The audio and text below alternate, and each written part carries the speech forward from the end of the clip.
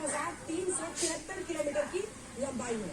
दिल्ली में पल्ला गांव एंट्री पॉइंट, इसीलिए पल्ला गांव आप बार बार सुन रहे हैं। हरियाणा से जब आती है पल्ला गांव में एंट्री पॉइंट है और पल्ला गांव से जयपुर दिल्ली में 12 किलोमीटर का सफर है, यानी लगभग 2 किलोमीटर। वजीराबाद से ओखला शहरी दिल्ली में करीब 22 किलोमीटर बढ़ती है यमुना जी, और यमुना में मिलती है 22 नालों की गंदगी। ये सब यही पर होता है। दिल्ली में यमुना की जो लंबाई है वो कुल मिलाकर आप देख लीजिए जो हिस्सा है सिर्फ 2% है यमुना के प्रदूषण का हिस्सा। करीब जो पूरा यमुना जी का प्रदर्शन है, नदी की लंबाई 2%, लेकिन पूरे जो लंबाई में प्रदूषण होता है उसका 76% इसी दूरी में, इसी 2% में हो जाता है यमुना जी का। अब आपको दिखा देते हैं राज्य सरकार के आंकड़े समाचारों की पल्ला गाँव एंट्री पॉइंट और निकलते निकलते प्रदूषण का स्तर क्या हो जाता है। सबसे पहले हम दिसंबर 2020, फिर 21, ये अमोनिया का है जो हम अमोनिकल नाइट्रोजन बता रहे हैं, वो एक बार दिखा दीजिए। ये देखिए 20, 21, 22, ये राज्यसभा में दिया हुआ आंकड़े।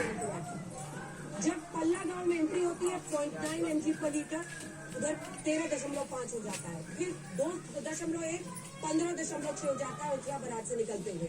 1.7 जो प्रदूषण है वो 17.5 2022 में हुआ निकलते। आप ही का शासन था। अब अरविंद जी कहते हैं कि एक काम जो मैं नहीं कर पाया वो था यमुना जी की सफाई। फिर उसी यमुना जी की सफाई के मुद्दे पर वो नायब सिंह सैनी साहब के कंधे पर पूरी जिम्मेदारी थोप रहे हैं। तो कर क्या रहे हैं? अगर ये पॉलिटिक्स नहीं तो क्या होगा? अंजना जी, दिल्ली में 3 जगह से पानी की सप्लाई होती है। एक है यमुना नदी, एक है गंगा नदी और एक है हैदरपुर प्लांट जो कि हरियाणा से आता है नहर। 3 हिस्से से पानी की सप्लाई होती है जिससे कि पूरे दिल्ली में जलापूर्ति होती है।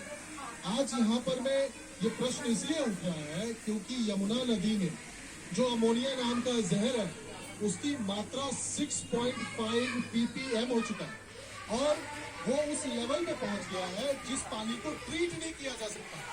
और अगर हमारे नेता अरविंद केजरीवाल जी ने इसको लेके कंसर्न जाहिर किया है कि सोनीपत में, पानीपत में जो इंडस्ट्रियल वेस्ट है अगर उस पर रोक